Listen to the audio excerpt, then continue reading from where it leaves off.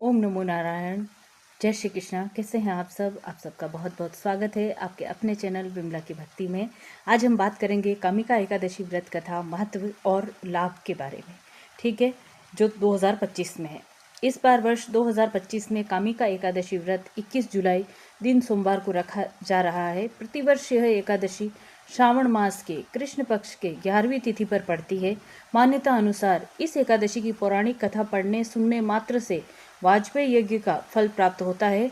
यह एकादशी स्वर्गलोक में महान पुण्य फल देने वाली मानी गई है। कहा जाता है कि जो मनुष्य पूर्ण श्रद्धा के साथ इस एकादशी की कथा को सुनता है, उसके सभी पाप नष्ट होकर वो मोक्ष को प्राप्त होता है। इस दिन तुलसी की पूजा करने का विशेष महत्व है। अब बात करते हैं इसके महत्व के बारे में।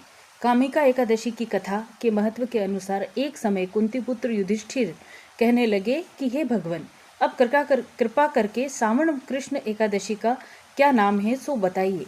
श्री कृष्ण भगवान कहने लगे कि हे युधिष्ठिर, इस एकादशी की कथा एक समय स्वयं ब्रह्मा जी ने देवर्षि नारद से कही थी, वही मैं तुमसे कहता हूँ।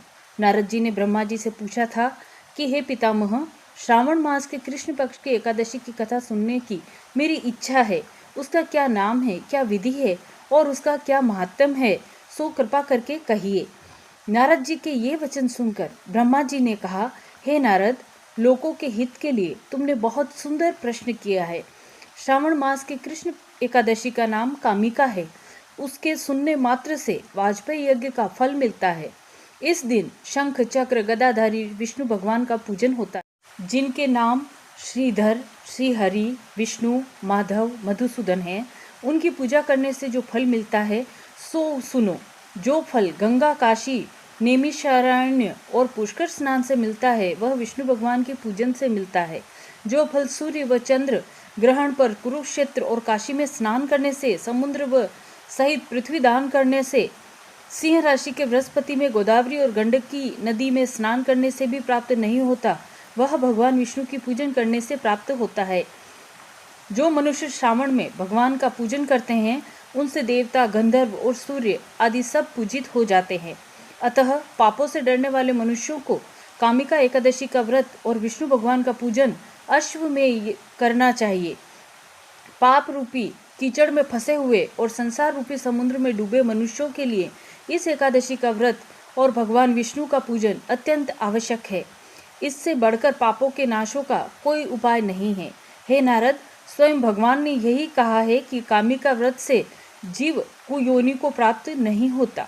जो मनुष्य इस एकादशी के दिन भक्ति पूर्वक तुलसी दल भगवान विष्णु को अर्पण करते हैं, वे इस संसार के समस्त पापों से दूर रहते हैं।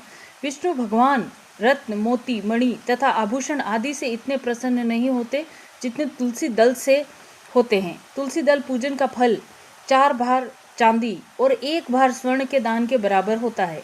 हे नारद, मैं स्वयं भगवान के अति प्रिय तुलसी को सदैव नमस्कार करता हूँ। तुलसी के पौधे को सींचने से मनुष्य की सब यातनाएं नष्ट हो जाती हैं।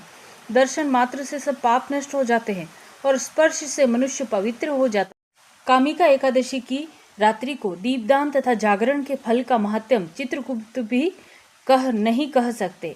जो इस एकादशी की रात्रि को भगवान के मंदिर में दीपक जलाते हैं, उनके पितर स्वर्गलोक में अमृत पान करते हैं तथा जो घी या तेल का दीपक जलाते हैं, वे 100 करोड़ दीपकों से प्रकाशित होकर सूर्यलोक को जाते हैं।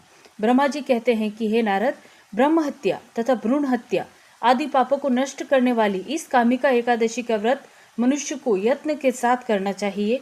कामिका एकादशी के व्रत का महात्म्य श्रद्धा से सुनने और पढ़ने वाला मनुष्य सभी पापों से मुक्त होकर विष्णु लोक को जाता है। अब आते हैं कथा पर। कामिका एकादशी की पौराणिक कथा के अनुसार प्राचीन काल में किसी गांव में एक ठाकुर जी थे।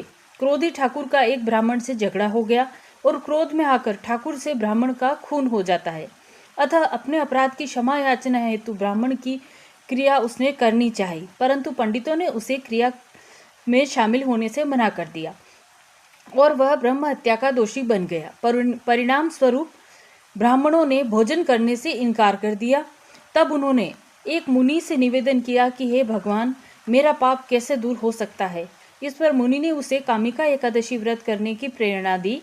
ठाकुर ने वैसा ही किया जैसा मुनि ने उसे करने को कहा था। जब रात्रि में भगवान की मूर्ति के पास वह शयन कर रहा था, तभी उसे स्वप्न में प्रभु दर्शन देते हैं और उसके पापों को दूर करके उसे क्षमादान देते हैं। कामिका एकादशी की रात्रि को दीपदान तथा जागरण के फल का महत्व चित्रगुप्त भी नहीं कह सकते। जो इस एकादशी की रात्रि को भगवान के मंदिर में दीपक जलाते हैं उनके पितृ स्वर्ग लोक में अमृत पान करते हैं, तथा जो घी या तेल का दीपक जलाते हैं वे 100 करोड़ दीपकों से प्रकाशित होकर सूर्य लोक को जाते हैं। ब्रह्मा जी कहते हैं, हे नारद, कामिका एकादशी के व्रत का महात्म्य श्रद्धा से सुनने और पढ़ने वाला मनुष्य सभी पापों से मुक्त होकर विष्णु लोक को जाता है। ब्रह्म हत्या तथा भ्रूण हत्या आदि पापों को नष्ट करने वाली इस कामिका एकादशी का व्रत मनुष्य को यत्न के साथ करना चाहिए। इस कामिका एकादशी के महात्म्य के श्रवण व पठन से मनुष्य स्वर्ग लोक को प्राप्त करता है।